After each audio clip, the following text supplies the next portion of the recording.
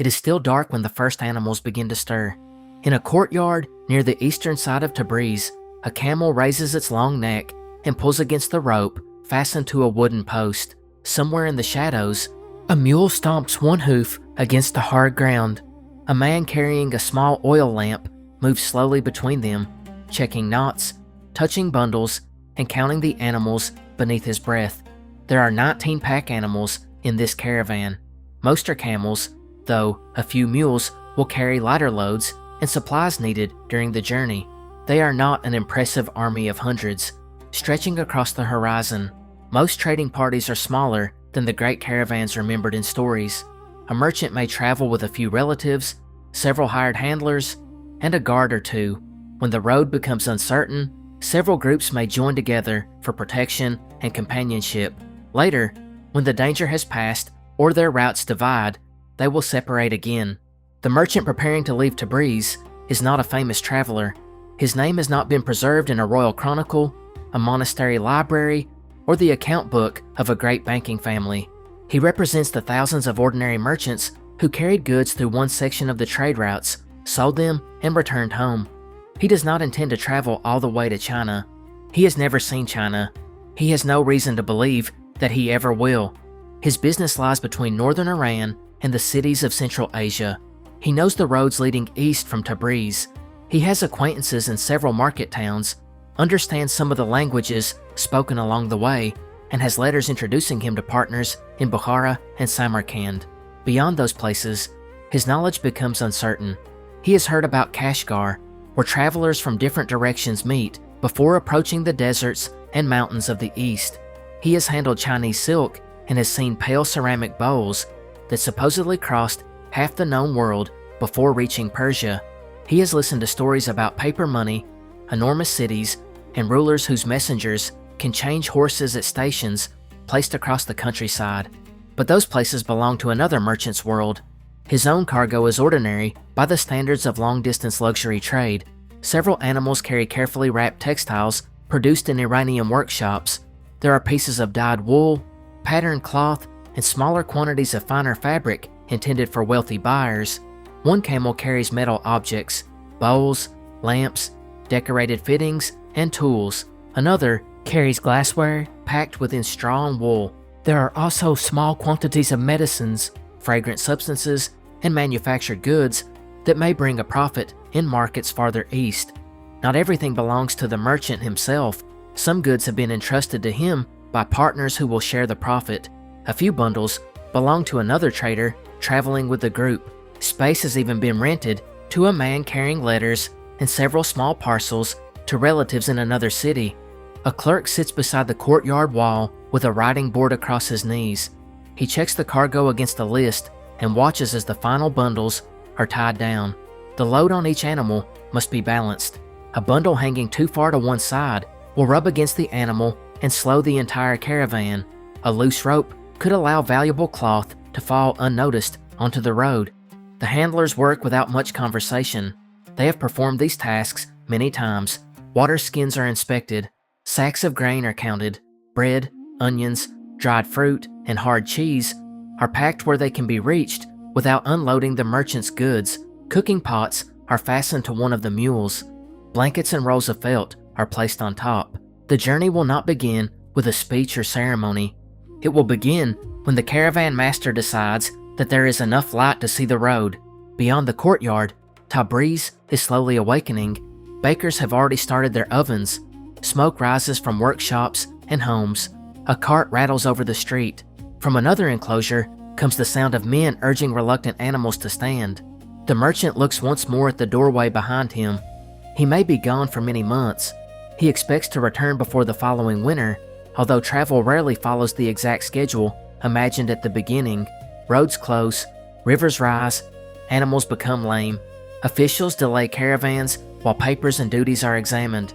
A merchant may remain in a city for weeks, waiting for buyers, partners, or news that the road ahead is safe. When the gates open and the light begins to spread across the sky, the caravan moves into the street. The bells attached to the lead animals make a slow, uneven sound. One by one, the camels pass beyond the walls of the courtyard. The journey east has begun.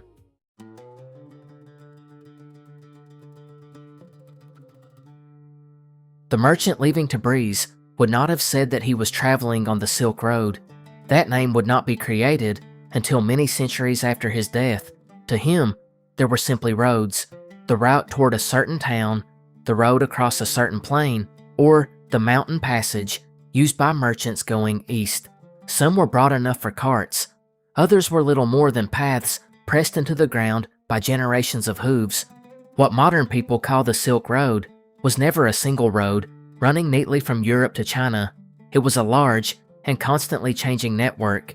Routes crossed Anatolia, Iran, the steppes, Central Asia, India, and China. Others followed seas and coastlines through the Persian Gulf and Indian Ocean. Mountain trails connected valleys that could not be reached by the main caravan roads. Rivers, deserts, wars, and political borders caused merchants to alter their journeys from one generation to the next. Silk was only one of the many things carried through this network. Travelers moved wool, cotton, glass, precious stones, metalwork, paper, medicines, spices, perfumes, furs, horses, ceramics, leather, and countless regional products. Food generally traveled shorter distances because much of it spoiled or was too heavy to justify carrying across a continent. Luxury goods could travel farther because a small amount might be worth a great deal of money. Ideas moved as well, though not in a single, uninterrupted conversation between distant civilizations. A merchant learned a useful technique in one city and carried it to another. A monk settled in a foreign town and translated a religious text. An artisan was taken or invited to work at a distant court. A physician encountered an unfamiliar medicine. A musician heard an instrument unlike those played at home. These exchanges often happened slowly. A person did not need to cross all of Eurasia for knowledge to travel. One traveler could carry something 500 miles, sell it, and return home. The buyer might carry it several hundred miles farther. An object could pass through many languages, currencies, and political territories before reaching its final owner. The merchant from Tabriz therefore does not imagine a continuous road ending in a distant Chinese capital. He thinks in sections. He knows how long it should take to reach the next source of water. He knows which town has reliable stables and where officials are likely to demand payment. He knows which markets purchase Iranian cloth and which buyers prefer metal objects or glass. He also knows that his goods may travel farther than he does. A bow sold in Samarkand could be purchased by another merchant, carried toward Kashgar, and exchanged again. A piece of cloth might be divided into smaller pieces, each following a different route. A glass cup could remain in a Central Asian household for years before being given as a present to someone traveling east. This relay system was one reason the routes could function across such enormous distances. Travel was expensive. Every day on the road required food for people and animals. Every border could bring another inspection or tax. Every change of climate required different knowledge and equipment. A merchant familiar with the Iranian plateau might know little about the mountain passes beyond the Fergana Valley.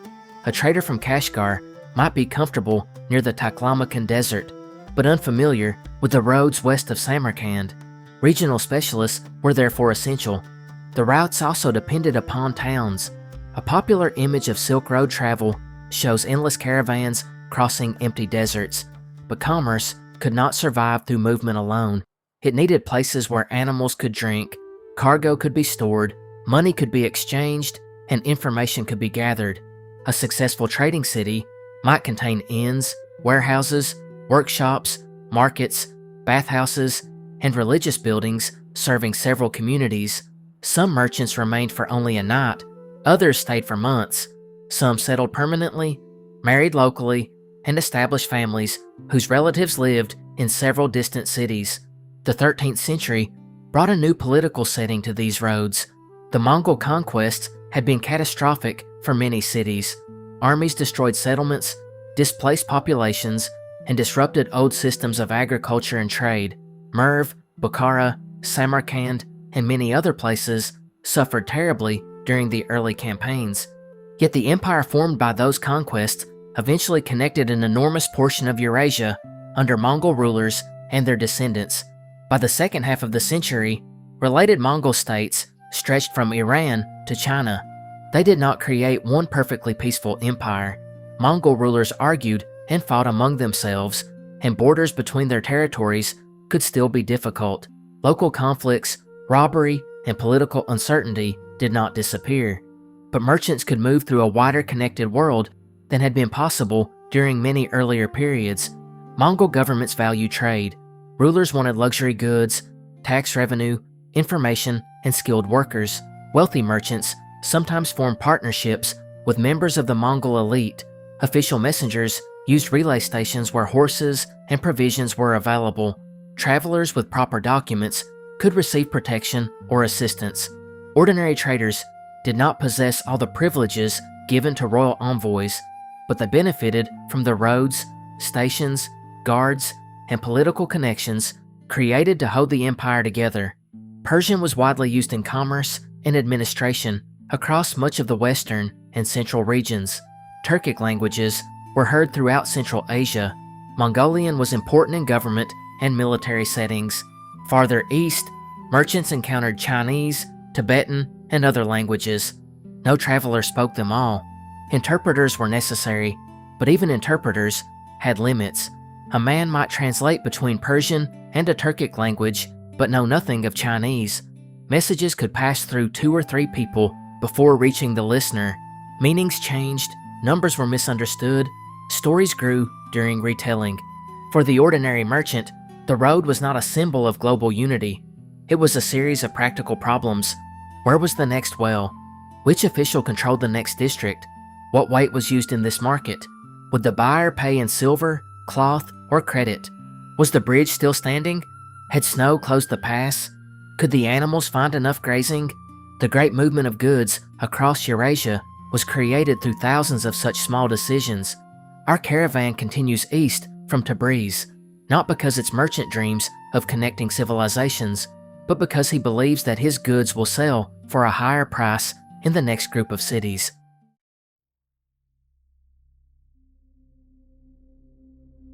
The first days outside Tabriz feel familiar. The merchant has traveled these roads before. He recognizes villages, bridges, and stretches of open country where the caravan can rest. He knows which wells hold water late into the dry season and which settlements have officials who are difficult to satisfy. Tabriz lies in a region of mountains, valleys, and open plains. The city has become an important center of Mongol-ruled Iran. Merchants arrive there from Anatolia, the Caucasus, Mesopotamia, and the interior of Persia. Its workshops and markets gather products from several directions before sending them outward again. To the man now leaving it behind, however, the city is simply home. The caravan follows a rhythm determined by temperature, water, and the condition of its animals. Travel begins early. During the cool hours after sunrise, the camels move steadily. A loaded camel is not fast, and the caravan cannot travel faster than its slowest animal. The men walk for much of the day, riding only when necessary. A healthy adult can walk beside the caravan for hour after hour, saving the horses for scouts, messengers, or difficult sections. Near midday, the group may stop. The animals kneel while loads are inspected. Water is distributed carefully. Bread is softened or broken into pieces. Cheese, onions, and dried fruit make a simple meal. If fuel is available, someone may heat water or prepare a thin stew. The caravan does not build a large fire every evening. In dry country, wood is scarce. Travelers collect brush, dung, or anything else that can burn. Near settlements, they may purchase fuel, although every purchase reduces the profit they hope to carry home. At night, the animals are gathered close together. Their ropes and harnesses are checked for damage. A guard remains awake, while the others sleep beneath blankets or felt. The greatest enemy on many days is not danger, but discomfort. Dust enters clothing and settles into hair. Leather straps rub against shoulders. Feet become sore. Flies gather around animals. Small arguments begin over water, sleeping places, or the division of work. A journey lasting months contains many days on which almost nothing memorable happens. The road rises, descends, and crosses broad spaces where distant mountains appear to remain in the same position for hours. Villages become visible as clusters of roofs, gardens, and cultivated ground. When the caravan approaches, dogs bark and children come to watch the animals pass. The merchants do not always enter every town. Sometimes, a representative goes inside to purchase food while the caravan waits outside. Large gates can become crowded, and urban authorities may charge fees or inspect the cargo. Entering a city is useful only when there is business to conduct. As the caravan moves farther east, it reaches roads used by travelers coming from cities such as Ray and Nishapur. Nishapur had once been one of the greatest cities of the region. The Mongol invasion caused enormous destruction there earlier in the century. By the late 1200s, life has returned to parts of the area, but signs of loss remain. The merchant sees cultivated fields and inhabited quarters, yet he also passes ruined walls and abandoned spaces. In some places, the new road follows the edge of what had once been a crowded neighborhood. The remains of a city can still serve trade. Travelers camp near old walls that block the wind. Stones are removed from abandoned buildings and used elsewhere. Farmers return where irrigation can be repaired. Workshops reopen near surviving markets. A smaller settlement grows within the outline of a larger one. For the merchant, Nishapur is a place to listen. Information has value. He asks where caravans have recently arrived from the east. He wants to know whether the route toward Merv is open, whether wells are reliable, and whether Mongol officials have changed the documents required for merchants. News travels with exaggeration. One man claims that a caravan was robbed. Another says the travelers merely lost several animals during bad weather. A third insists there was no caravan at all. The merchant listens to each account and then consults people he trusts. He also studies prices. The value of his textiles has risen since Tabriz, but not enough to justify selling most of them. Metalwork is attracting interest. Glassware is harder to judge. One buyer offers a price that would bring a small profit, but the merchant refuses. He hopes it will be more valuable in Central Asia, where locally made glass of the same kind may be less common. Several smaller transactions are completed. A damaged bundle of cloth is opened, and the least valuable pieces are sold. The money pays for food, repairs, and fodder. One mule has developed a sore beneath its harness, so its load is divided among the other animals while the injury is treated. The merchant purchases stronger rope and hires a local man who knows the road to the next major oasis. Their caravan leaves Nishapur with one additional traveler and slightly less cargo. The days grow warmer. Ahead lies Merv, a name that still carries the memory of a city far greater than the one the caravan will find.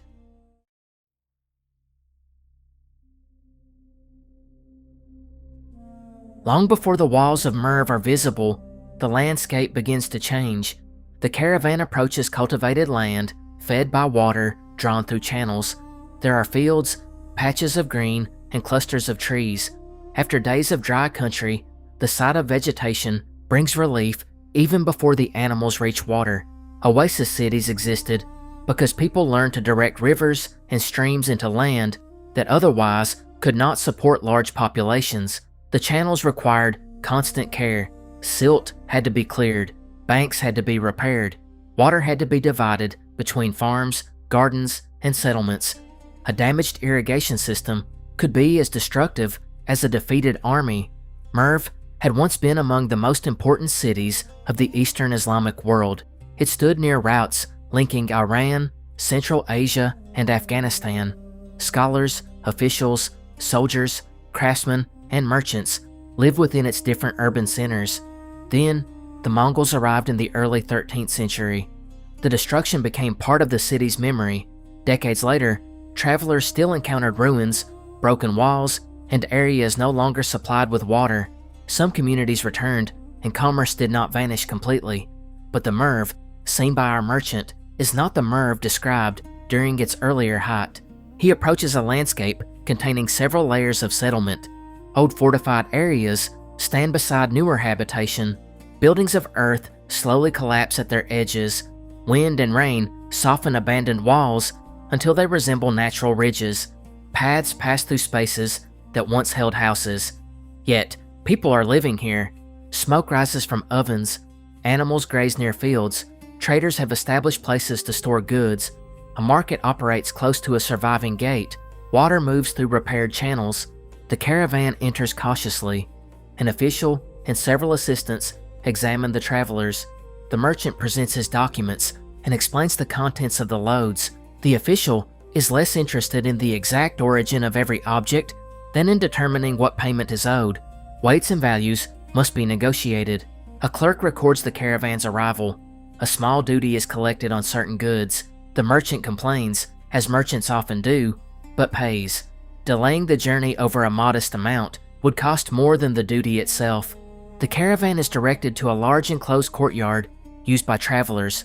The building is plain.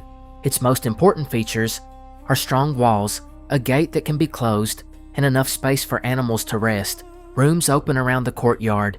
Some contain raised platforms where travelers can spread bedding. Others are being used for storage. There is little privacy. Men from several caravans occupy neighboring spaces. One group has arrived from the south carrying goods associated with Afghanistan and India. Another is preparing to travel west. A family making a religious journey shares a room with two traders. The air smells of animals, cooking, and dust. The merchant's first responsibility is his cargo. The camels kneel, ropes are loosened, and the bundles are removed. Each one is inspected for damage.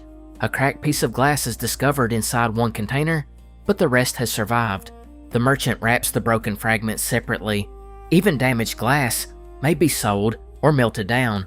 Only after the animals have been watered, fed, and examined does he visit the market. Merv still benefits from its position.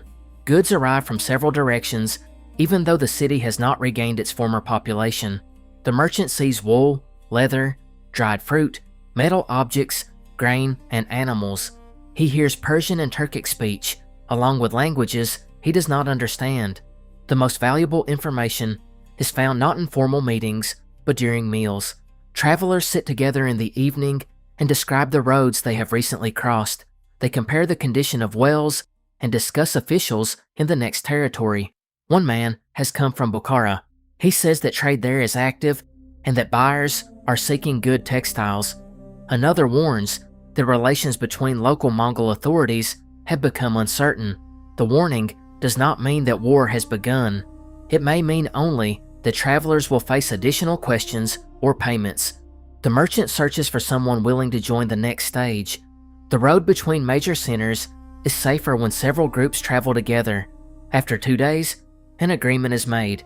His caravan will depart with another group carrying hides, wool, and several sacks of a fragrant substance intended for eastern markets. The merchant also changes part of his cargo. Several pieces of Iranian cloth are sold. In their place, he purchases goods that he believes will be easier to sell in Bukhara. He takes on a small quantity of dried fruit and several bundles belonging to a merchant who does not intend to travel farther. Nothing about the transaction is dramatic. The two men examine the goods, argue about price, consult weights, and agree on payment. Part is given immediately. The rest is recorded as a debt to be settled through a partner in another city. Commerce across long distances depends upon trust, but not blind trust. Merchants prefer dealing with relatives, members of the same community, or people recommended by established partners. Written agreements help, but they are useful only where courts and officials will enforce them. Reputation may be more valuable than the goods carried by a single caravan. A dishonest merchant can profit once. An honest merchant may trade for decades.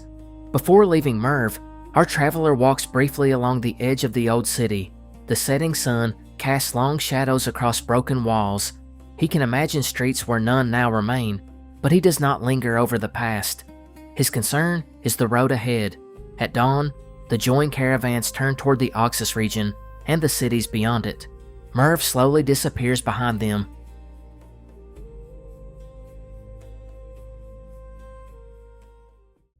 The approach to Bukhara is marked by water, fields, and increasing traffic. Small groups of travelers appear on the road. Farmers guide animals carrying produce toward the city. Men with carts pass in the opposite direction. The caravan sees more walls, gardens, and cultivated land as it nears the Oasis. Bukhara had also suffered during the Mongol conquest. Buildings burned, inhabitants were displaced, and the city's political world was overturned, yet its location, religious importance, and commercial traditions helped life return. By the late 13th century, the city is rebuilding, though it does not look like the Bukhara of later centuries. There are no modern streets and no perfect view of monuments arranged for visitors. The caravan encounters mud brick walls, crowded approaches, cultivated suburbs, and gates through which people, animals, and carts must pass in an untidy stream. One structure rises above much of the city, the Great Minaret, built before the Mongol invasion. It survived when many surrounding buildings did not. To the approaching merchant, it is both a landmark and evidence that Bukhara has endured. The road narrows near the gate. Officials inspect travelers, local residents push past the animals, and vendors offer food to those waiting. The camels become restless. A handler walks beside the led animal, pulling gently at its rope and speaking in a low voice. Once inside, the caravan is guided toward lodging used by foreign merchants. Bukhara contains spaces intended for different kinds of trade. Some markets specialize in cloth, others serve metal workers, leather sellers, food merchants, or animal dealers. Workshops cluster near the customers who need them. The merchant's first walk through the city is therefore also a survey. He notices what is abundant and what appears scarce. There is little profit in carrying an object to a place where similar goods are made cheaply. Imported goods must offer something different: finer workmanship, unusual color, distant origin, or the prestige associated with rarity. His textiles attract attention. A cloth dealer invites him into a shaded shop where folded material is stacked along the wall. The two men greet one another, drink, and begin the slow process of negotiation. The buyer touches the cloth rather than merely looking at it. He rubs it between his fingers, checks its thickness, and examines the edges. He asks where it was made. The merchant gives a precise answer when it helps the price and a vague one when it does not. They discuss dyes, patterns, and the kind of customer likely to purchase each piece. The first offer is low. The merchant appears offended, although he expected nothing else. He replies with a price too high for the buyer to accept. The conversation turns to other matters. They discuss travel, mutual acquaintances, and the cost of fodder. Then, they return to the cloth. Negotiation is not simply an argument over a number. It is a way of learning how badly the other person needs the agreement. A merchant who accepts too quickly reveals weakness. One who refuses every compromise may lose the sale. By the end of the meeting, several pieces have changed hands. The merchant receives silver and a promise of payment through a commercial partner. He also agrees to deliver another type of cloth if he returns the following year. Elsewhere in the market, his metal objects sell more quickly than expected. The glassware attracts curiosity, but buyers worry about damage. One cup is unwrapped and placed where the light can pass through it. Several men examine the surface and discuss whether its color is natural or added. The merchant says little. A good object sometimes sells best when the buyer is allowed to imagine its rarity. Bukhara offers more than trade. After weeks on the road, the travelers can wash properly, repair clothing, and replace worn equipment. A bathhouse provides warmth and cleanliness that cannot be found beside a desert camp. Barbers, cobblers, and tailors serve both residents and visitors. The caravan's harnesses are taken to a leather worker. One camel has lost weight. An animal dealer examines it and advises several days of rest. The caravan master is reluctant, but the delay will allow time for business. For the handlers, the city is a place of small pleasures. They purchase fresh bread, fruit, and cooked food. They listen to musicians in a crowded courtyard. One visits relatives who settled in Bukhara years earlier. Another spends his earnings too quickly and must borrow money before the caravan leaves. Religious life shapes the city's daily rhythm. The call to prayer is heard across the markets. Scholars and students move between mosques, homes, and places of teaching. Books and paper are traded alongside physical goods. A merchant may carry a legal text, a religious manuscript, or a collection of poetry as easily as he carries cloth. Not everyone in Bukhara belongs to the same community, however. Central Asian cities have long contained people of different origins. Under Mongol rule, administrators, soldiers, artisans, and merchants have moved great distances. Some arrived voluntarily, others were relocated by rulers who wanted their skills. Our merchant shares lodging with a man whose family came from farther east. The man speaks Persian well, but uses another language with his relatives. He trades in horses and knows buyers connected with Mongol officials. At dinner, he explains that officials often value merchants for more than their goods. A trader can carry messages, gather information, and arrange supplies. Wealthy commercial partnerships may include Mongol nobles who provide capital and protection in exchange for profit. Such connections can open roads unavailable to an independent merchant, but they also create obligations. The merchant from Tabriz has no powerful patron. He prefers smaller profits and fewer political entanglements. During his stay, he visits the money changers. Coins accepted in one region may be unfamiliar in another. Their value depends upon metal, weight, and confidence. Some payments are made in silver measured, rather than simply counted. Cloth itself can serve as a form of value. Credit arrangements connect merchants whose partners live in different cities. The money changer examines each coin and rejects several. The merchant complains again. The money changer remains unmoved. After 6 days, the caravan is ready to continue. Most of the original cargo from Tabriz has been sold, but the animals are not empty. The merchant has purchased Central Asian textiles, worked leather, and several small packages of musk and medicine. He has also accepted goods belonging to other traders. One camel now carries paper and writing materials. Another carries metal objects from local workshops. He does not buy large quantities of silk. Fine silk is valuable, but he lacks the expertise to judge every variety, and counterfeit claims are common. A merchant survives partly by knowing what not to purchase. The departure from Bukhara is slower than the arrival. Accounts must be settled, documents must be copied. A missing handler is found asleep in a relative's house. One camel refuses to rise until its load is removed and adjusted. At last, the city gate opens before them. The road to Samarkand lies ahead.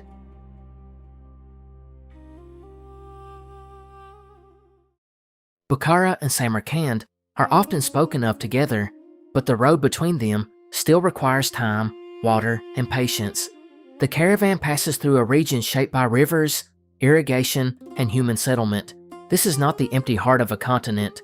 Villages, fields, and market towns appear along the route, though long stretches still separate them. The merchant now travels in a larger company. Several groups leaving Bukhara have agreed to remain together until Samarkand. There are more than 50 pack animals, along with merchants, handlers, servants, guards, and passengers. The larger caravan moves more slowly. An animal wandering out of line creates delays. Dust raised by those in front settles on everyone behind. When the caravan stops, water and space must be divided among more people. Yet numbers provide security. A thief watching from a distance may ignore a large, organized group. Local guides are more willing to work for a caravan able to pay well. Officials may treat respected merchants carefully when they arrive together. Travelers still keep their property separate. Each merchant knows which animals carry his goods. Marks are painted or stitched onto bundles. At night, the cargo is placed near the people responsible for it. Friendship does not remove the need for caution. The journey follows a familiar cycle. At dawn, loads are raised onto kneeling camels. During the morning, conversation passes along the line. Men discuss prices, family news, and distant places. Stories are repeated so often that no one remembers who first told them. Near midday, the travelers rest. Some sleep beneath cloth stretched for shade. Others inspect the animals. A man cleans grit from a camel's foot. Another repairs a wooden frame used to balance a load. In the evening, the caravan seeks water and shelter. When an inn is available, the travelers enter a courtyard and close the gate. When no building exists, they form their own camp. Animals are arranged near the center, and guards watch the approaches. Meals remain simple. Grain may be boiled with onions or pieces of meat. Bread is eaten with cheese, yogurt, or dried fruit. Tea is known in parts of Asia, but it is not yet the universal drink. It will become in later centuries. Depending on the region, Travelers may drink water, milk-based beverages, or infusions made from local plants. Food tells them that they are moving east. Ingredients change gradually. The shape and texture of bread vary. Seasonings become unfamiliar. A dish known in one city appears under another name in the next. The merchant rarely asks for recipes. He judges meals by whether they are filling, affordable, and unlikely to make him ill. One evening, a messenger overtakes the caravan. He carries official authority and rides a fresh horse. Unlike ordinary traders, Mongol messengers can use the relay system established across the empire. At recognized stations, they exchange tired animals for rested ones, obtain food, and continue with little delay. The messenger remains only long enough to drink and ask about the road behind them. Then, he rides on. The caravan cannot match his speed. Its progress is measured not in the distance a rider can cover, but in the endurance of loaded animals. Even when the road is clear, a caravan may travel only a few dozen miles in a day, sometimes much less. Rain arrives during the third afternoon. The road becomes soft, and the animals struggle where water gathers. Cloth must be covered. The travelers reach shelter after dark, wet and tired. No goods are lost, but several bundles must be opened and dried the following morning. This is the kind of event that rarely enters history. No ruler hears about it, no chronicler records it, yet the success of trade depends upon thousands of merchants protecting cargo from ordinary rain, mud, insects, and carelessness. As Samarkand draws nearer, traffic increases. The caravan passes fruit growers carrying produce, mounted officials, and herds being driven toward market. Gardens and cultivated land extend outward from the city. Samarkand had also endured conquest and destruction. It is recovering under Mongol rule, but it has not yet become the city of monumental blue domes associated with a later age. The traveler entering 13th century Samarkand encounters a city of earth-colored walls, crowded markets, surviving neighborhoods, and new construction. Its greatness lies not only in its buildings, it lies in its position. Here, roads from Iran, the steppes, Afghanistan, the Fergana Valley, and eastern Central Asia meet. For our merchant, Samarkand will be the end of the journey. For some of his goods, it will be only another beginning. The caravan waits outside Samarkand while officials examine its documents. The process takes most of the morning. Names are recorded, cargo is described, duties are assessed. A disagreement develops over whether several bundles should be considered personal property or merchandise. The merchant knows that arguing too strongly may lead to a longer inspection. He presents a small gift to an assistant, and the difficulty is quietly resolved. Such payments exist in an uncertain space between courtesy, custom, and corruption. Once inside, the caravan moves through streets crowded with people and animals. The merchant sees evidence of both destruction and recovery. Some areas remain thinly inhabited. Elsewhere, workshops and houses press close together. Water supports gardens, orchards, and cultivated land around the city. Fruit appears in the markets in great variety. Bread ovens, food stalls, and animal yards serve the constant movement of visitors. Samarkand's merchants are connected to several worlds. Some deal primarily with Bukhara and Iranian cities. Others trade north toward the steppe. Still others specialize in the eastern roads leading toward the Fergana Valley, Kashgar, and the Tarim Basin. The merchant from Tabriz has carried letters to one of these eastern traders. The man receives him in a warehouse near the cloth market. He is not Chinese and has never visited the Chinese capital. His own commercial world extends between Samarkand and Kashgar, with partners farther east. The warehouse contains goods waiting for the right season and the right caravan.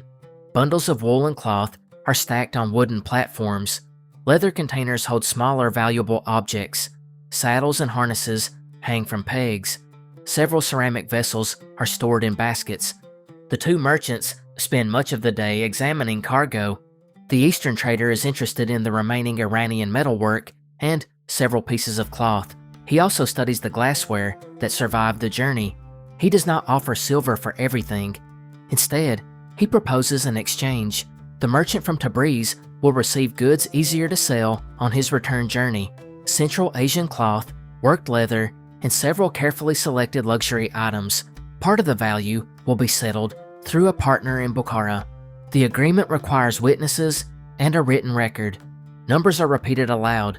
Weights are checked. Each man keeps his own copy of the arrangement. The goods are then physically transferred.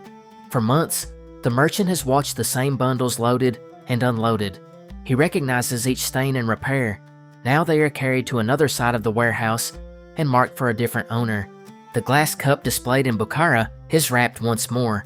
It may travel to Kashgar. It may be sold before reaching the mountains. It may break tomorrow. The merchant will never know. This uncertainty is normal. Traders rarely control the entire journey of an object. Their responsibility ends when payment is received and the next owner accepts the cargo. The following days are devoted to business and rest. Samarkand's markets contain objects from many regions. The merchant sees horses from the steppe, textiles from local workshops, metal goods, paper, medicines, spices, and precious materials. Chinese silk appears, but usually after passing through several hands. Ceramics from the East are admired because they are light, smooth, and different from local vessels. He also encounters people who have traveled farther than he has. One man claims to have visited cities beyond Kashgar. He describes a desert so wide that travelers must carry water between distant oases. Another speaks of Chinese towns where officials use paper documents and where merchants sometimes encounter paper currency. The merchant listens politely. Travel stories mix observation with pride. Distance gives a storyteller freedom. Few listeners can correct him. Nevertheless, practical details seem trustworthy. The road east requires different animals and local guides. Mountain weather can close routes with little warning. Travelers approaching the desert must calculate water carefully. Large loads may need to be reorganized before crossing high passes. The Eastern trader explains that he will not leave immediately. He is waiting for other merchants to assemble. He also wants news from the Fergana Valley. Goods can remain in his warehouse for several weeks or even months. Trade therefore includes long periods of stillness. A valuable object may cross 1,000 miles and then sit untouched while its owner waits for the right buyer, season, or political condition. Our original merchant does not wait. His business lies westward. He purchases goods for the return journey and hires space in a caravan leaving for Bukhara. Several of his handlers will return with him. 2 others accept work with the Eastern trader and will continue toward Kashgar. On the morning of departure, the 2 groups leave through different gates. The merchant from Tabriz turns west. The cloth, metalwork, and glass he carried from home remain in Samarkand. From this point, the story follows those goods rather than the man who first brought them. Their new owner will carry them toward the rising sun. Weeks pass before the Eastern caravan leaves Samarkand. The new merchant waits until enough travelers are prepared to share the journey. He studies reports from the road and purchases supplies suited to colder nights and higher ground. His caravan is smaller than the one that entered Samarkand. Some merchants are traveling only as far as the Fergana Valley. Others intend to reach Kashgar. Several passengers have joined them, including a craftsman seeking work and a religious teacher visiting communities farther east. The cargo now contains objects from many directions. There is Iranian cloth, Central Asian leather, wool, metalwork, paper, medicine, and the remaining glassware from Tabriz. Several animals carry goods belonging to wealthy partners. One bundle contains letters intended for merchants in Kashgar. The landscape changes gradually as the caravan enters the Fergana region.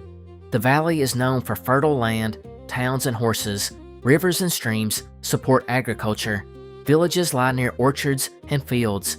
Compared with the dry stretches crossed earlier, food and fodder can be easier to obtain. Horses are examined with particular care. Central Asian horses have long been valued by rulers, soldiers, and merchants. A good horse is transportation, wealth, and a symbol of status. It can also be traded across great distances. The caravan does not purchase a large herd. Moving many horses would require specialized handlers and grazing. Instead, the merchant considers a few animals suitable for buyers farther east. One is rejected because of an old injury. Another is too expensive. A third is purchased after the seller rides it repeatedly before the buyers, showing its pace and obedience. The agreement takes almost an entire afternoon. As the caravan approaches the mountains, local knowledge becomes essential. The road toward Kashgar must cross difficult terrain. Routes change according to season, snow, and political conditions. A path considered safe in summer may be impossible in winter. A guide joins the caravan. He knows where the animals can graze, where water is found, and which slopes become dangerous after rain. He also knows the communities controlling the road and the payments expected from travelers. The caravan reorganizes its loads. Camels remain useful, especially the 2 humped Bactrian camels suited to the cold and dry regions of Central Asia.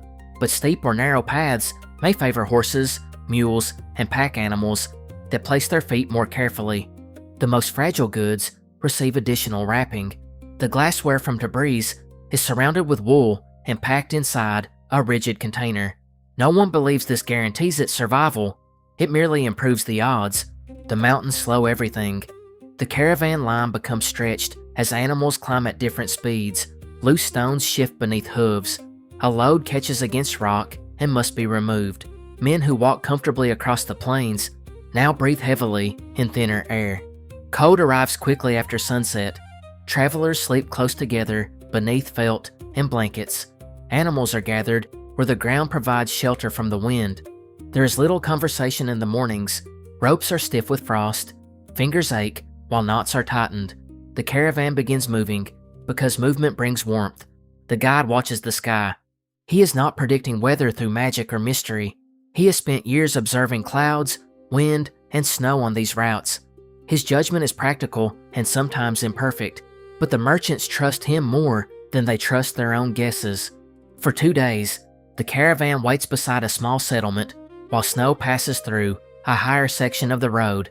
Waiting is safer than proving courage. When the guide finally approves, they continue. At the highest points, the world seems reduced to rock, sky, snow, and the sound of animals breathing. Then, the road begins descending. Valleys appear. The air becomes warmer. Travelers coming from the opposite direction bring the first reliable news of Kashgar. The markets are active. Local authorities are inspecting commercial documents closely, but the roads remain open. The caravan continues downward. After weeks of changing elevation, the travelers begin to see signs of a great meeting place between mountains, deserts, and cultivated land. They are approaching Kashgar.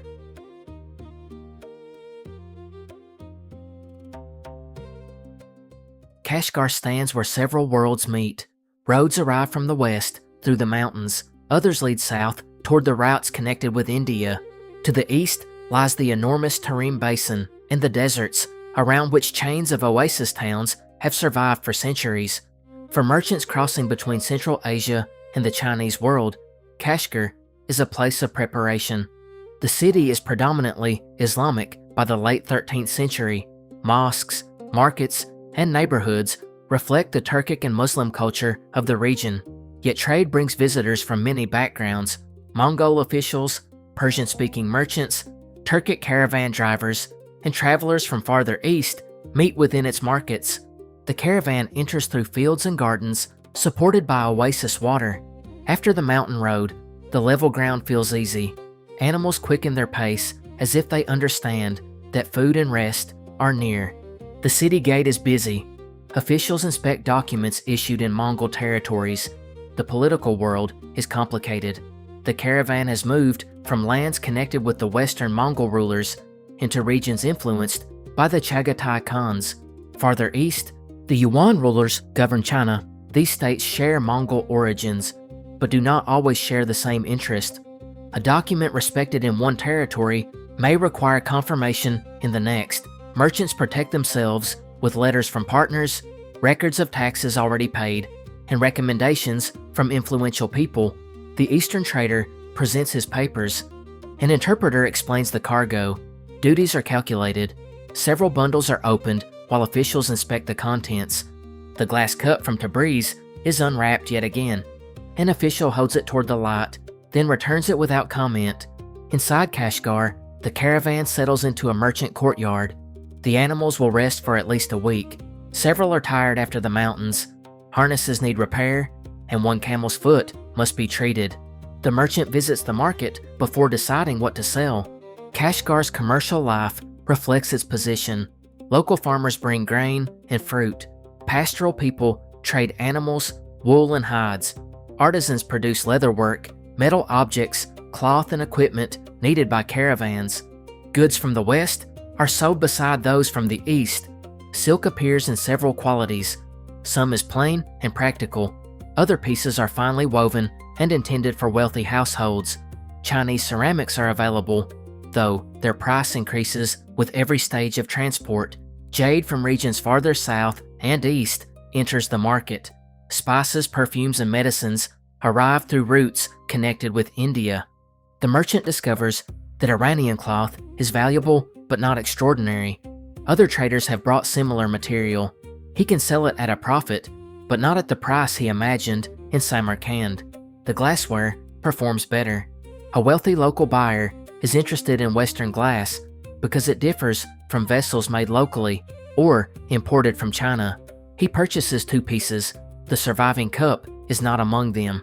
Its shape is less fashionable than the others, so it remains in the merchant's cargo. Several metal objects are exchanged for silk. The merchant also purchases jade. He does not buy the finest pieces. High-quality jade requires expertise, and mistakes are costly. He chooses smaller stones and finished ornaments that can be sold to buyers in Samarkand. His business could end here. Many Central Asian traders reach Kashgar, conduct their exchanges, and return west.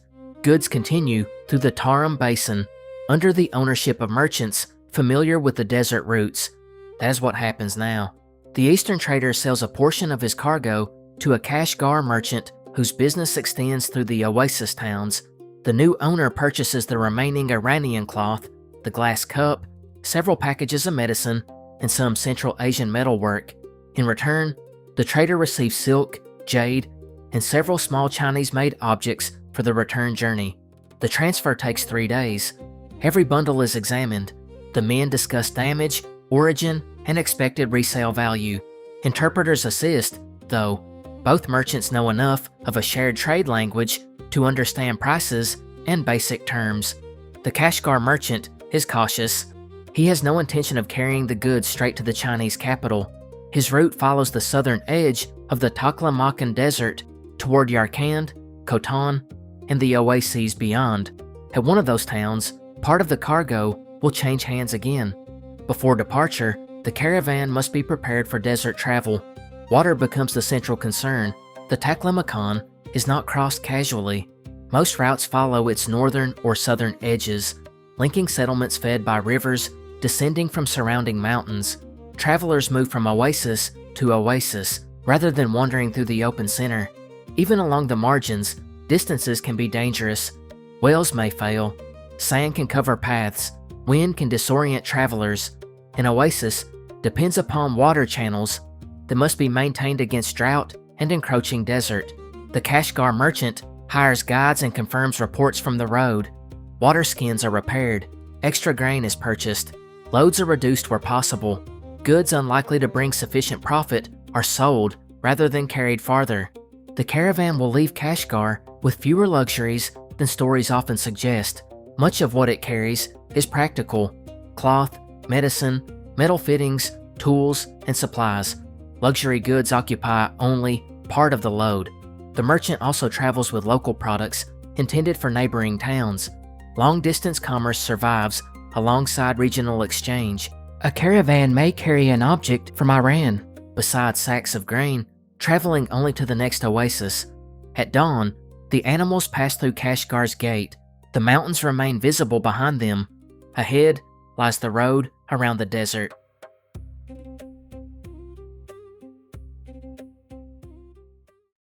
The road from Kashgar to Yarkand leads through inhabited land before the desert becomes more demanding. Villages and fields depend upon rivers flowing from the mountains to the south and west. Beyond the cultivated areas, dry ground extends toward the horizon. The caravan is led by men who know the sequence of water sources. They do not rely upon one map. Knowledge is carried through memory, local reports, and landmarks. A guide recognizes the shape of distant hills, the direction of drainage, and the appearance of vegetation near water, travelers pay close attention to other caravans. Fresh tracks reveal movement. Dung shows where animals recently rested. A traveler coming from the opposite direction can confirm whether a well remains usable. The journey to Yarkand is completed without serious difficulty. The city is another major point of exchange. Roads connect it with Kashgar, Khotan, the mountain regions to the south, and routes leading toward India and Central Asia.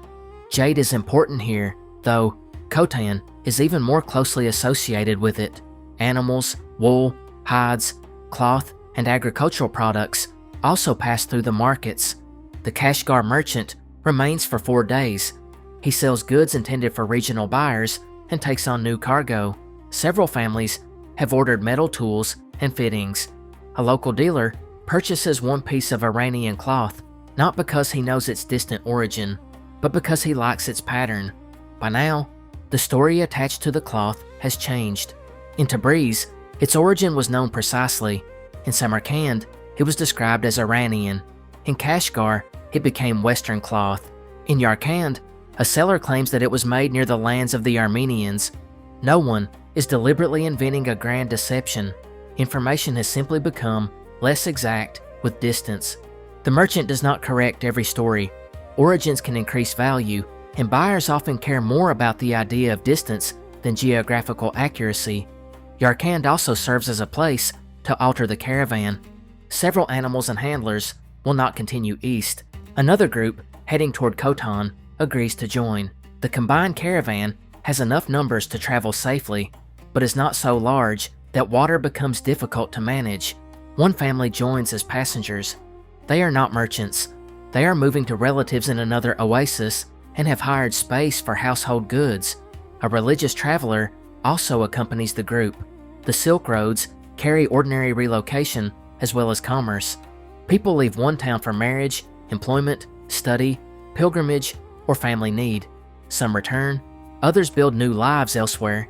Communities along the routes are shaped by generations of such movement. The caravan leaves Yarkand in the early morning. As cultivation thins, the desert becomes more visible. The Taklamakan is sometimes imagined as an ocean of high dunes without interruption. In reality, its edges contain several kinds of dry terrain: gravel, hard ground, low dunes, and shifting sand. Rivers emerge from the mountains and gradually disappear into the basin, creating narrow zones where life is possible. The road follows those zones. The caravan travels during cooler hours. At midday, animals and people rest. Water is measured rather than taken freely. Every skin is being counted. The merchant knows how much should remain when they reach the next source. If one container leaks, the calculation changes for everyone. A handler discovers dampness beneath a water skin. The caravan stops immediately. A seam has begun to fail. The water is transferred, and the skin is repaired with material carried for that purpose. Only a small amount is lost, but the event reminds the travelers how dependent they are upon simple objects made from leather, fiber, and careful stitching. The evenings are quiet. Without a walled inn, the caravan camps in open ground. Animals kneel close together. Bundles create low barriers against the wind. The sky remains bright long after sunset, then fills with stars. There is no need to invent danger for the desert to command attention. Its scale is enough. Travelers speak softly because there is little else to hear. The bells of the animals sound clearer than they did in the crowded markets of Bukhara or Samarkand. Days later, a line of vegetation appears. The road is approaching Khotan.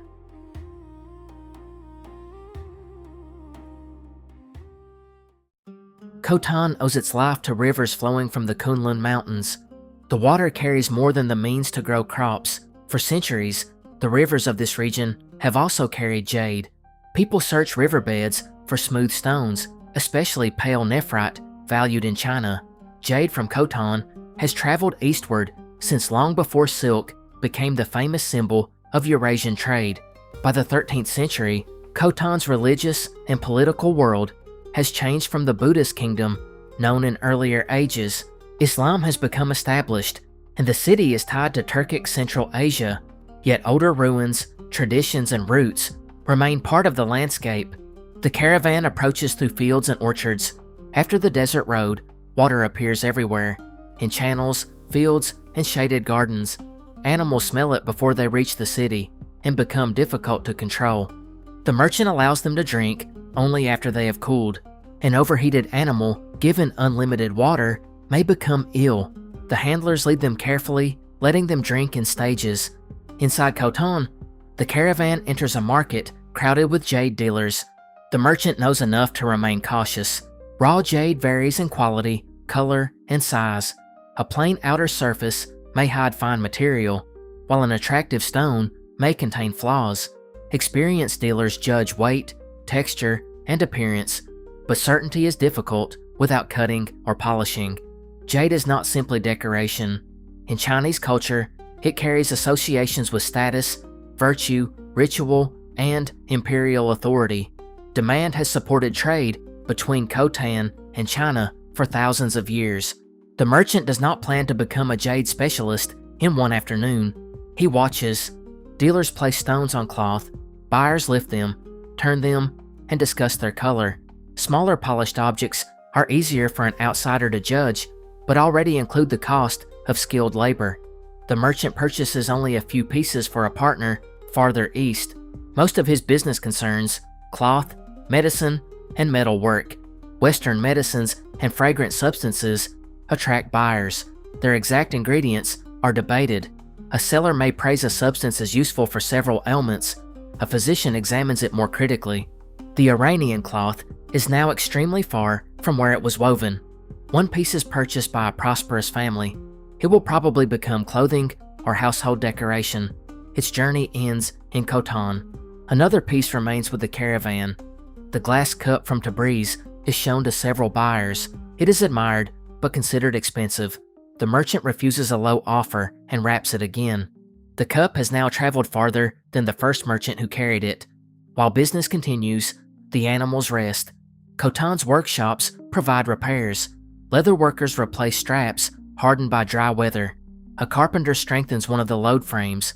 A blacksmith repairs a metal fitting used on a saddle. The most important industries along the Silk Roads are often those serving movement itself. Without rope makers, leather workers, farriers, carpenters, and animal dealers, luxury trade would stop.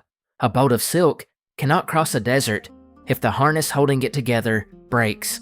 The merchant gathers information about the route east.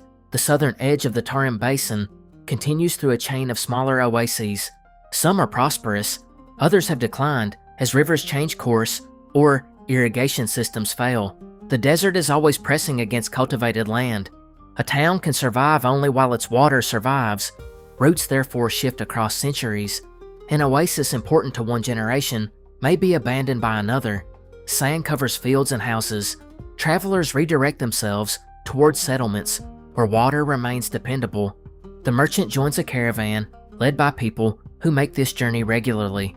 They know which places are inhabited and which old roads should be avoided. They carry written permissions, but rely even more upon personal connections with local officials and innkeepers. The departure from Khotan is marked by a small ceremony within the caravan. Not a religious ceremony or public farewell, but an accounting. Every water container is filled and sealed. Food is counted. The condition of each animal is recorded. Cargo is redistributed to ensure that no animal carries too much. One camel is judged unfit for the next section. It is sold in Khotan at a disappointing price. The merchant dislikes the loss, but an animal that collapses between oases could cost far more. 2 replacement camels are rented with their handlers. The caravan leaves with the river behind it. For several days, the road follows the zone where mountain water supports settlement. Villages appear and disappear. Fields give way to scrub and dry ground. At one stop, the travelers stay in a fortified enclosure with a broad courtyard. At another, they sleep beside a village wall because the available rooms are full. Caravan inns vary greatly. Some are large buildings supported by wealthy rulers or merchants. Others are simple compounds offering a gate, water, and space. The word caravanserais can suggest comfort, but many provide little more than safety from weather and theft. Travelers bring their own bedding. Food may be available, but it is not guaranteed. Animals may be fed from the caravan's supplies. A private room is a luxury. Inside the shared courtyards, information moves faster than goods. Merchants ask about prices in the next town. Guides discuss the desert. Officials announce new duties. Religious travelers debate teachings. Craftsmen search for work. Languages overlap. A person may understand only fragments, but repeated commercial words become familiar. Numbers, weights, water, animals, cloth, silver, east and west. The caravan passes settlements whose names would mean little to people in distant countries. To the merchants, however, these places are essential. A small oasis with a reliable well may matter more than a famous capital. One afternoon, wind begins lifting sand across the road. The guide orders the caravan to stop early near a low wall. The animals are made to kneel. Cargo is covered. People wrap cloth around their faces and remain close together. The wind continues into the evening. Sand enters every opening. It gathers against bundles and walls. The travelers eat without cooking because maintaining a fire is difficult. By morning, the air is clear. The road has partly disappeared beneath new sand, but the guide recognizes the direction. The caravan continues. There is no dramatic rescue, no hidden city, and no supernatural event. There is only the ordinary skill of people who know how to wait until bad weather passes.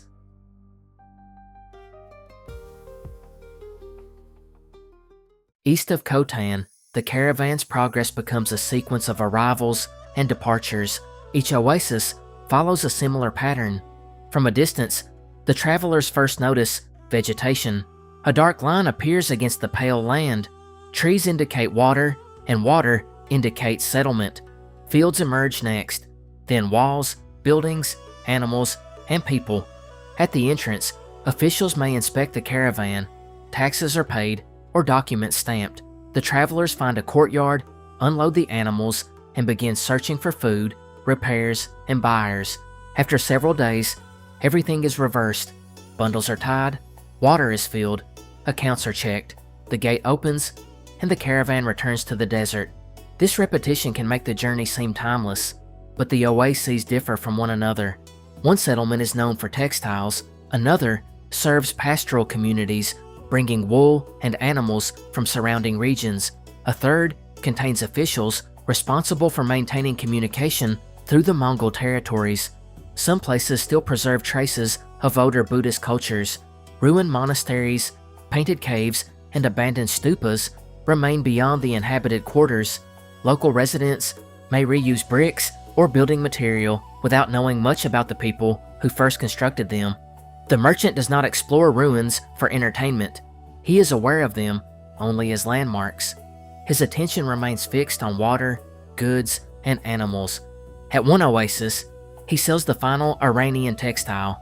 The buyer is a local craftsman who plans to cut it into smaller pieces and combine it with other material. The cloth will no longer exist as a complete object. Its pattern may appear in clothing worn by several members of a household. The merchant receives locally woven fabric and a small quantity of medicinal material. At another town, the glass cup nearly finds a buyer. A prosperous official admires it and offers payment in silk. The merchant believes the silk is of poor quality and refuses. Both men leave the negotiation dissatisfied. The cup returns to its wrapping. The farther the caravan travels, the more expensive it becomes to carry anything. Every object consumes part of an animal's strength.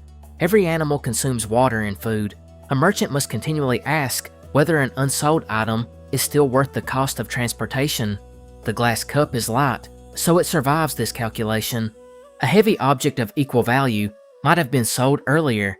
The caravan encounters travelers heading west. Their animals carry Chinese textiles, paper, ceramics, and smaller luxury goods. Some objects may continue toward Iran or the Black Sea. Most will be sold before then. The two groups stop together near water. News is exchanged. The Western travelers describe the road toward Dunhuang. Mongol officials are active along the Gansu routes. Several stations have sufficient fodder, though one district has suffered from poor harvest. The merchants also discuss money. Within Yuan-controlled China, paper currency is used more extensively than in the western regions. To a Central Asian trader, paper money requires adjustment. Its value rests upon the authority of the government rather than the metal contained within it. Foreign merchants do not always trust it, yet refusing the accepted currency of a powerful state can make business impossible. Traders therefore exchange money through specialists and convert profits into goods they can carry home. The conversation continues after dark. One man has seen the walls near Dunhuang. Another claims that the route beyond leads toward enormous Chinese cities. The Kashgar merchant listens with interest but does not plan to travel so far. His intended destination is Dunhuang. There, he will sell the Western goods to merchants connected with the Chinese interior and purchase Eastern products for the return journey. The road bends gradually northeast. The southern route around the Taklamakan approaches the region where the desert and the Gobi meet. Settlements become more dependent upon carefully controlled water. The caravan passes abandoned ground. Low remains of walls rise from the sand. A few dead trees mark an old channel. The guide says that families once farmed there before the water shifted. No single event ended the settlement. The river changed, irrigation failed, people moved, the desert completed the process. Such abandoned places remind the merchants that trade routes are not permanent. The roads exist only while communities maintain wells, fields, and security. Several days later, one of the rented camels becomes ill. The animal refuses food and remains kneeling after the others rise. The handlers examine it, remove its load, and wait. There is no physician for camels traveling nearby. Experience must serve. The load is divided among other animals. The sick camel walks without cargo for half a day, then improves. The delay costs time but prevents a greater loss. The caravan reaches the next oasis after sunset. Its gate is closed. The travelers call to the guards and present their documents from outside. After a long wait, the gate opens enough for the caravan to enter one animal at a time. Inside, the courtyard is nearly full. Men sleep beside their cargo. Animals occupy every available space. The newcomers settle near a wall and postpone unloading until morning. For the first time in weeks, the merchant hears more Chinese speech than Persian. He understands none of it. An interpreter from the caravan handles the conversation. The merchant watches expressions and gestures, while others discuss prices around him. He is reminded that commerce depends upon people whose names rarely appear on contracts: translators, guides, handlers, and local brokers who connect strangers. The next morning, a Chinese merchant examines the cargo. He purchases the packages of Western medicine and several metal objects. Payment is made partly in cloth and partly through an exchange arrangement to be completed in Dunhuang. The glass cup remains unsold. The caravan continues east with lighter loads. Days become cooler as the season advances. Travel begins later in the morning to avoid the cold.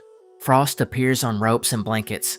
The mountains to the south remain visible at times, but the road increasingly follows the corridor leading toward Dunhuang.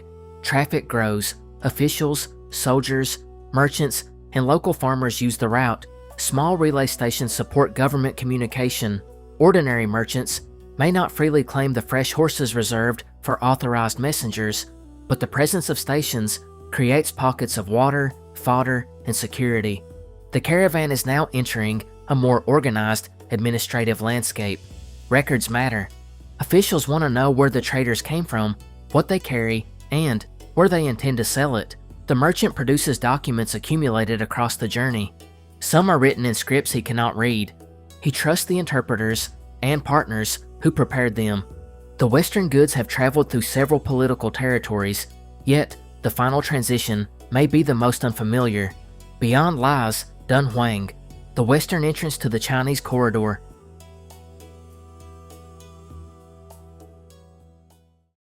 Dunhuang rises near the meeting of desert roads and the Gansu corridor. For centuries, travelers approaching China from the west have passed through this region. Roads from the northern and southern sides of the Tarim Basin converge near it before continuing east between mountains and desert. The city has lived under several rulers: Chinese dynasties, Tibetan authorities, the Western Jia Kingdom, and now the Mongols have controlled it at different times. Each period has left communities, administrative practices, and religious traditions behind. The caravan approaches through irrigated land. After the long desert route, the fields appear unusually ordered. Water channels divide cultivated plots. Watchtowers and walls remind travelers that this is not merely another market town, but a guarded entrance to a larger political world. The officials at Dunhuang conduct the most careful inspection of the journey. The caravan waits in an outer enclosure while documents are examined. Interpreters move between the merchants and clerks. Bundles are opened, weights are checked. The merchant explains the origin of goods that have already changed owners several times. He knows they came from the west, but he cannot describe every workshop or town. The official records what can be established. Duties are paid. The caravan is allowed to enter. Dunhuang's markets bring together local agricultural products, Central Asian goods, and objects moving from the Chinese interior. The merchants see silk in greater quantity and variety than before. Paper is common. Ceramics appear in forms unfamiliar in the West. There are officials, soldiers, monks, craftsmen, farmers, and traders. Languages from the West are still heard, but Chinese is increasingly dominant. The city's religious landscape is also layered. Buddhism remains important, and the caves outside Dunhuang contain centuries of paintings, statues, and manuscripts created through donations from rulers, monks, officials, and merchants. Travelers have long supported religious communities in gratitude for safe journeys or hope of protection. Our merchant knows that the caves exist, but he does not receive a private tour of their greatest artworks. He sees monks in the city and passes shrines used by travelers. Before conducting business, one of his companions makes an offering in thanks for surviving the desert road. Other members of the caravan worship differently. Mongol rule allows several religious communities to exist across the empire. Muslims, Buddhists, Christians, and followers of other traditions travel the same roads, though tolerance is never perfect and local relationships vary. Commerce encourages practical coexistence. A merchant does not need to agree with a buyer's beliefs to recognize the value of his silver. The Kashgar merchant begins selling. Chinese buyers are interested in Western medicines, metalwork, and several pieces of Central Asian cloth. The remaining goods are displayed through brokers familiar with local expectations. The glass cup from Tabriz is unwrapped for what may be the final time.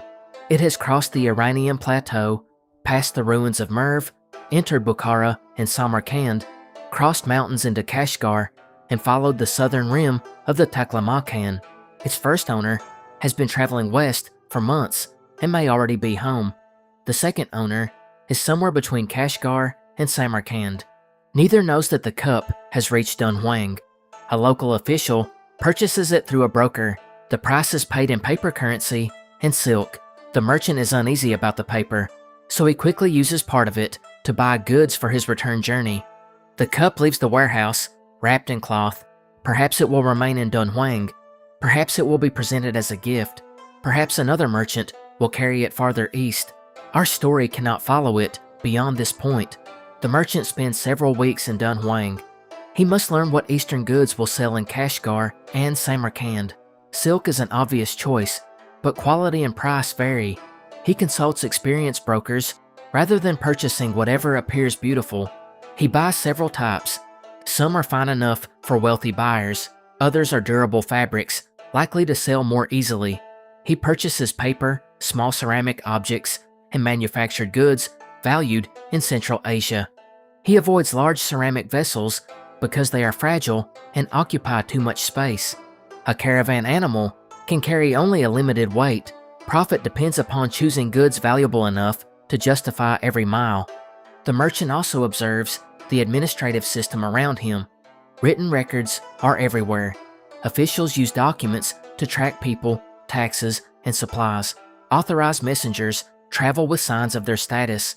Government stations connect the corridor with cities farther east. This network does not exist solely for merchants. It serves imperial control. Orders, reports, and tax revenue must move across the Mongol domains. Soldiers and officials require food and horses. Trade follows many of the same paths because state communication maintains roads and settlements. The merchant benefits from the system while remaining wary of it. Officials can protect commerce. They can also tax it. Before departure, he converts most of his paper money into portable goods. He keeps only what will be needed for local expenses. The return caravan will not follow exactly the same path. Season, politics, and business may lead them to use part of the northern route around the Tarim Basin. They may pass through different towns, encounter different officials, and sell goods to different partners. The merchant does not think of the journey as complete. Reaching Dunhuang is only the midpoint of his commercial cycle. Profit exists only if he returns safely and sells what he has purchased. The animals are rested and loaded. Silk replaces the Western cloth sold along the road. Paper and ceramics replace medicine and metalwork. Letters from merchants in Dunhuang are added to the cargo. The caravan passes through the gate. This time, it faces west.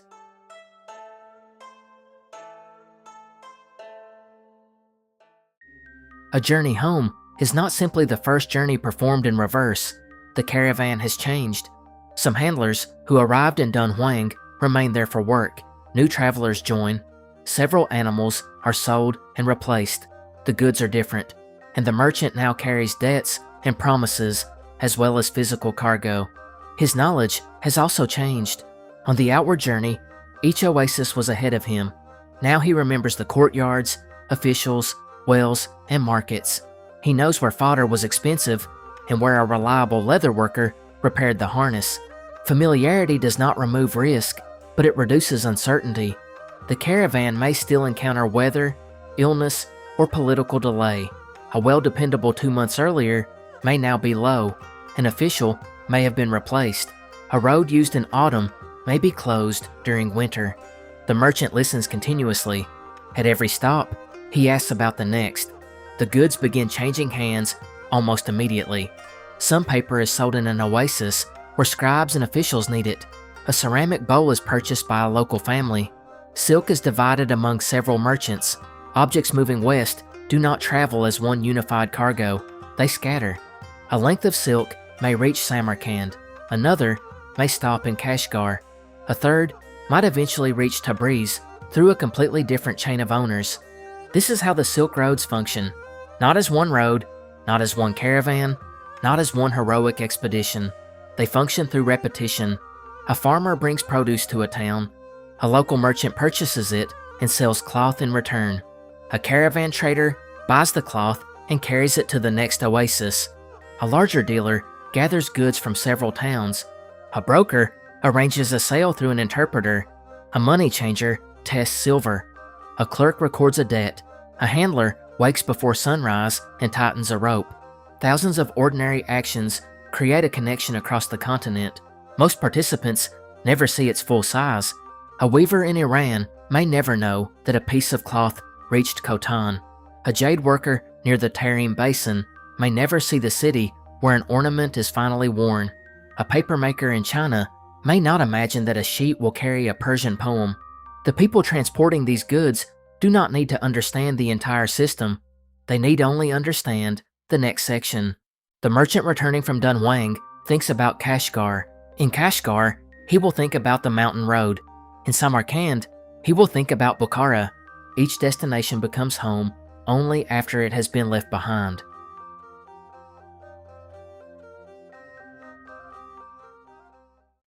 Several years after the journey, the merchant from Tabriz may see an object that has traveled from China. Perhaps it is a piece of silk purchased from a trader in Bukhara. Perhaps it is a small ceramic bowl displayed in the home of a wealthy customer. Perhaps it is paper used for a letter. He may wonder whether it followed the same route as the goods he once carried east. There is no way to know. The glass cup that began in his caravan has disappeared into a household somewhere beyond Dunhuang.